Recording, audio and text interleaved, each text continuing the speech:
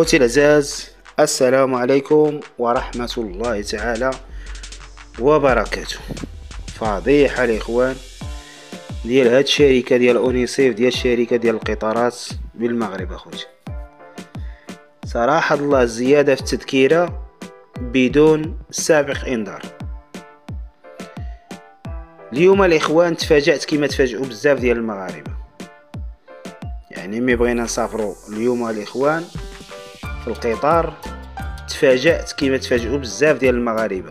والغريب في الامر على حسب سولت على هاد النقطة هادي، قال لك هادشي راه طالع في سيمانة دابا. التران الاخوان في المغرب تزاد، التران في المغرب تزاد.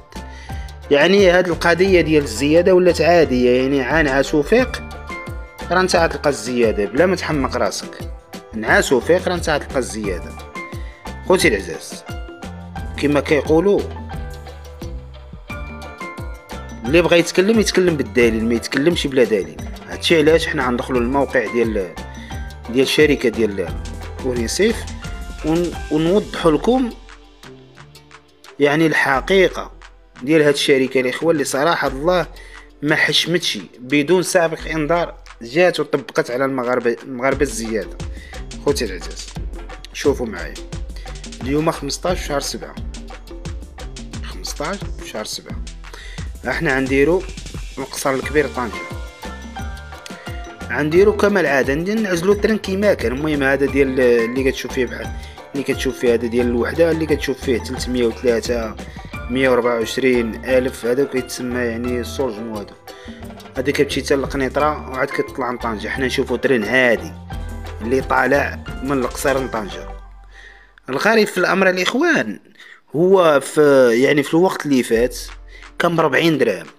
والله اجي اخوتي العزاز شوفوا المفاجأة اللي صراحة الله العظيم انا محشومة، قسما بالله والله العظيم انا محشومة. ها يا الاخوان قصر الكبير طنجة 15 شهر 7. اليوم راه الاخوان راه 15 شهر 7 انا كنسجل الفيديو مع 12 وقسماين. انا الدرجة دوزيام كلاس، مش تقولوا مثلا درت بروميير كلاس ولا. يلا نديرو الريشارج.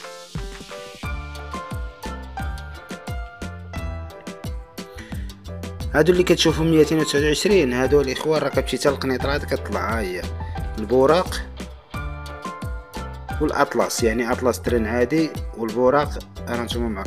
حنا نشوفوا هاديك التذكيره ها هي ديال اطلس. ها هي القصر الكبير طنجة 44 درهم اخوتي العزاز. يعني صدق او لا تصدق، كانت 40 درهم ولات 44 درهم.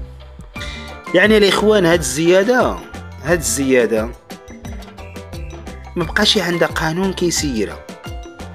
نعاس وفيق ونوض زيد، نعاس وفيق نوض زيد.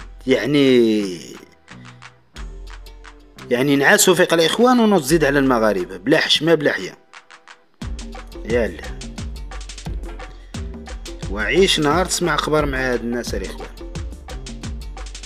راه ملي كنقولوا المغاربه الاخوان غير يحلم فمهم في الخوا الخاوي، ها هو موضوع الانسان ينوض يتكلم عليه.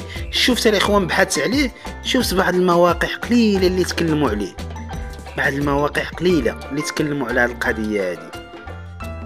اما هذاك المؤثرين اللي عندنا في هذه البلاد